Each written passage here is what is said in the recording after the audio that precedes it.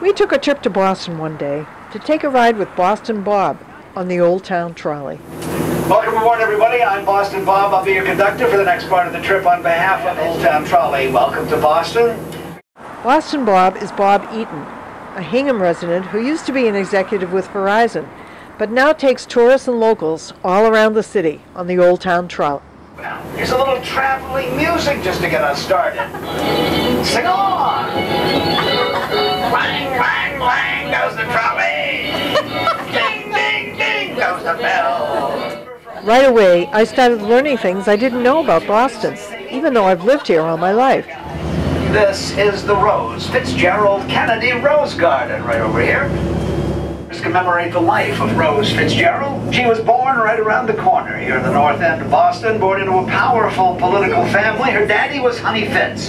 He was a state senator, mayor of the city for many, many years. His real name was John Fitzgerald, and his daughter Rose married Mr. Joseph Kennedy.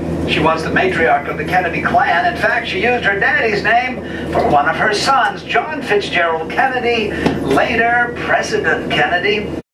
Rose passed away January 22nd, 1995, at the age of 104, and of course that's why there are 104 rose bushes right back there in the Rose Fitzgerald Kennedy Rose Garden. You'd think Boston Bob had been leading tours for a lifetime, but he had a long career in other fields. Tell me something about your background. Oh, okay. Well, I'm retired from the phone company, and I'm retired from the military, and I was happily retired. Until my wife came home one day, Claudia, who told me that she too had been retired. But I noticed that my honey-do list, you know, dear Bob, do these jobs. Honey, do this, honey, do that? Exactly. Yeah. It kept getting longer and longer. And finally I said, Claudia, I need to get out of the house. I need a job. Well, she'd had her whole family visiting from Michigan. Claudia's one of 10. And well, we took them on a tour of the trolley, and all of her friends said, all of the family said, Bob, you should be doing this. So there I am. All right. Our next stop coming up is going to be stop number 3. That is the stop for the USS Constitution. The Constitution was never defeated in battle. In fact, her most famous battle took place right off the coast of New Brunswick during the War of 1812 when she took on the Guerriere.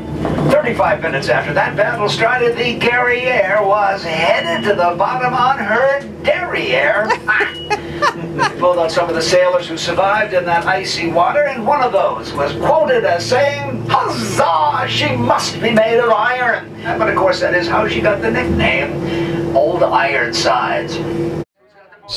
My favorite part of the trolley, though, is meeting the people. I really enjoy the people. The people, they come to Boston from all over the world. There you go.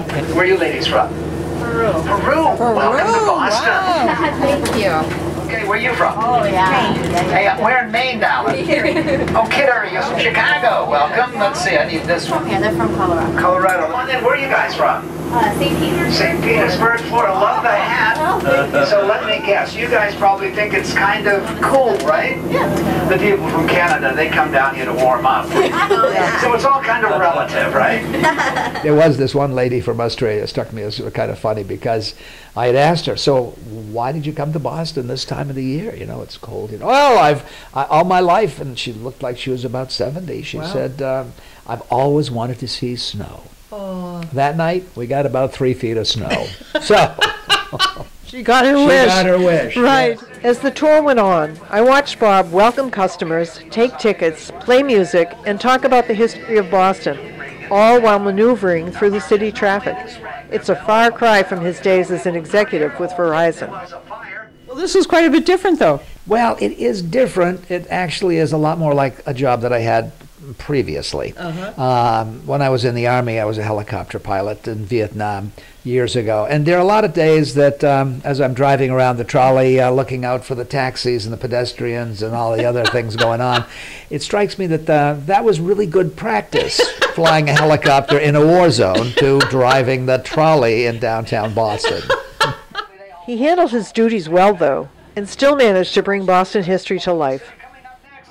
On the left over here, Faneuil Hall, the beautiful brick building over there with a golden dome on top of it. Now there's a golden insect up there on top of that dome. People from around here, they call that insect a grasshopper, but people from London, they tend to call that a cricket. In fact, that was a test question back during the War of 1812. If you suddenly showed up here in town and nobody seemed to recognize you, they'd bring you down here and they'd ask you, okay, what's that on top of Faneuil Hall? And if you answered cricket, well, they know right off the bat you were a British spy.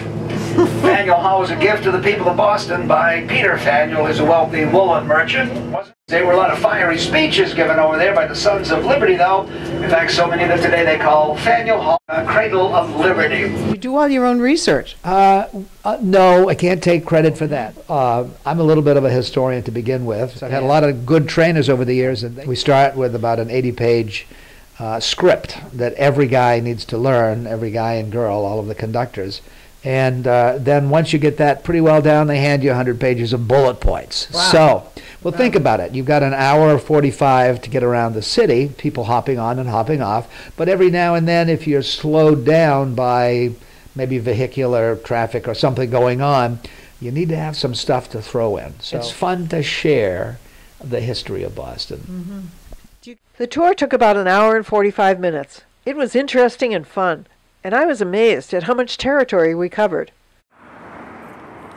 When we got back to Long Wharf, Bob wished his passengers well and gave them tips on how to complete their evaluation sheets. Old Town Trolley operates 7 days a week, every day except Christmas. You can visit them online for more information.